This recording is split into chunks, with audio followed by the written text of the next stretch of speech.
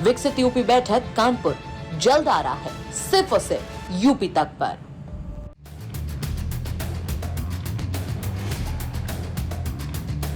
एक 22 साल की नई शादीशुदा लड़की, बिस्तर पर बिखरी 500 के नोटों की अनगिनत गड्डियां और इन नोटों के बीच लेटी वो लड़की। पहली नजर में ये किसी क्राइम थ्रिलर वेब सीरीज का कोई सीन लग सकता है, लेकिन ये हकीकत है। उत्तर प्रदेश के मेरठ की एक ऐसी हकीकत जिसने सियासी गलियारों से लेकर पुलिस महकमे तक में हड़कंप मचा दिया। रिश्ता मुंह बोले भाई का था, लेकिन आरोप देह व्यापार के दलदल में धकेलने का लगा है। और आरोपी कोई आम इंसान नहीं बल्कि असदुद्दीन ओवैसी की पार्टी AIMIM का एक रसूखदार पार्षद बताया जा रहा है। आखिर इस वायरल वीडियो और नोटों की गड्डियों के पीछे का सच क्या है? क्या वाकई एक मां की ममता को सियासत और हवस के जाल में फंसाया गया, या फिर कहानी के पीछे कोई और ही कहानी है?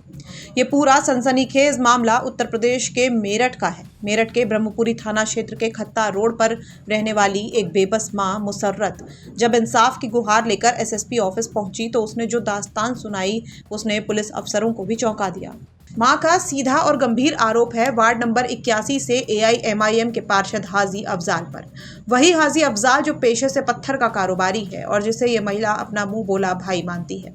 आरोप है कि इसी भाई के रिश्ते की आड़ में एक घिनौनी साजिश रची गई। मां का कहना है कि इसी साल 17 अप्रैल 2026 को उसकी 22 साल की बेटी का निकाह गाजियाबाद के मोदी नगर निवासी अमन के साथ मुस्लिम रीति रिवाज के साथ हुआ था।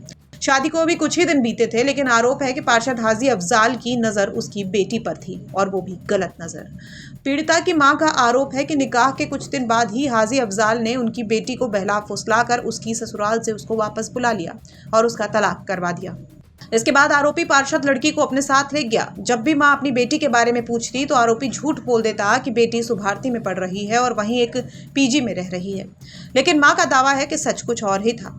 आरोप के मुताबिक पार्षद हाजी अफजाल ने युवती को देह व्यापार के काले दलदल में धकेला। वो उसे अपने साथ राजस्थान भी ले जाता था और विरोध करने पर पूरे परिवार को झूठे मुकदमों में फंसाने की धमकी भी देता था।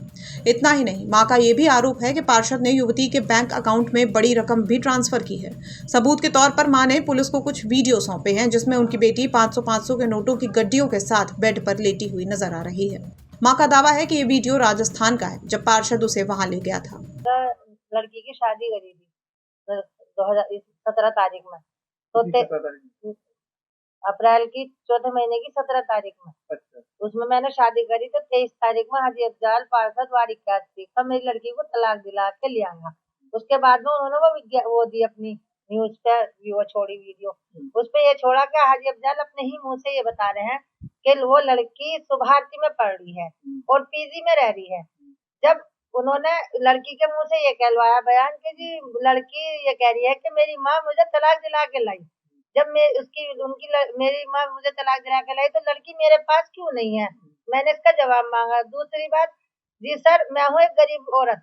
उसने मेरे लड़के का बयान में ये कहा कि इसके तो सिर पे छत भी नहीं थी, पैसा दिया उसने। तो जब मेरे सिर पे छत नहीं है तो मेरी लड़की के पास वो पैसा क्या काम कर रहा है? वो लड़की से गलत काम करा रहा है। मेरी PG में उसने रख रखी है, सुभारती में वो रह रही है, क्योंकि उसके खुद के बयानों में है ये बात कि वो सुभारती में रह रही है। आपकी लड़की के कुछ वीडियो सामने आए हैं पैसों के साथ में, वो क्या वीडियो है आपके पास, कैसे आए? वो ऐसा है जी, हमारे पास उसका मोबाइल था, उस मोबाइल में ही उसने वो वीडियो डाल रखे थे, क्योंकि ये गलत काम करा रहा। पत्थर खरीदने के लिए इस लड़की को राजस्थान ले जाता है ये लड़की आदमी, उससे खरीदारी करवाता है। राजस्थान की ये वीडियो है जो पैसों पे से लिटा रखा। क्राइम की इस कहानी में सस्पेंस तब और बढ़ जाता है जब इस पूरे मामले में खुद उस 22 साल की लड़की का भी एक वीडियो सामने आता है, जहां एक तरफ मां अपनी बेटी को जाल में फंसाने और जबरन देह व्यापार में धकेलने का आरोप लगा रही है, तो वहीं दूसरी तरफ सामने आए वीडियो में युवती खुद ये कहती हुई दिख रही है कि वो अपने ससुराल से किसी दबाव में नहीं बल्कि अपनी मर्जी से खुद आई है। अपनी मर्जी से अमन के घर से यहाँ हॉस्टल में आ गई हूँ और अमन के घर वालों को कोई परेशान ना करें, ना इन पर कोई कार्रवाई करें। मैं फिर 2-4 दिन में इनको कांटेक्ट करके पूछ लूँगी कि तुम्हें कोई परेशान तो नहीं कर रहा। मैं अपनी मर्ज़ी से आई हूँ, इनमें इनका कोई दोष नहीं है, अमन से मेरा कोई लेना देना नहीं है। ठीक है, मैं अपनी मर्ज़ी से हॉस्टल आई। अब सवाल ये है कि क्या युवती किसी खौफ और दबाव में ये बयान दे रही है, या फिर इस पारिवारिक विवाद की परतें कुछ और ही हैं। मां का यह भी कहना है कि उन्होंने पहले ब्रह्मपुरी थाने में शिकायत की थी, लेकिन तब कोई कार्रवाई नहीं हुई थी।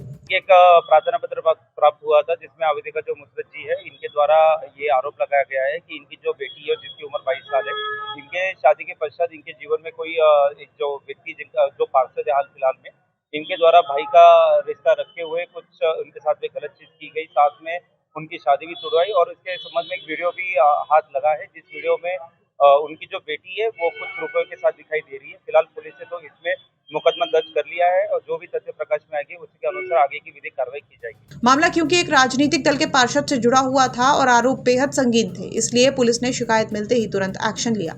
मेरठ के एसपी सिटी विनायक गोपाल भोसले ने मामले की गंभीरता को देखते हुए आरोपी पार्षद हाजी अफजाल के खिलाफ मुकदमा दर्ज करा दिया है। पुलिस के मुताबिक युवती की उम्र 22 साल है। एक मुंह बोले भाई के रिश्ते को तार तार करते हुए शादी तोड़वाने और रुपयों के साथ वीडियो सामने आने के बाद अब पुलिस हर एक तथ्य की गहराई से जांच कर रही है।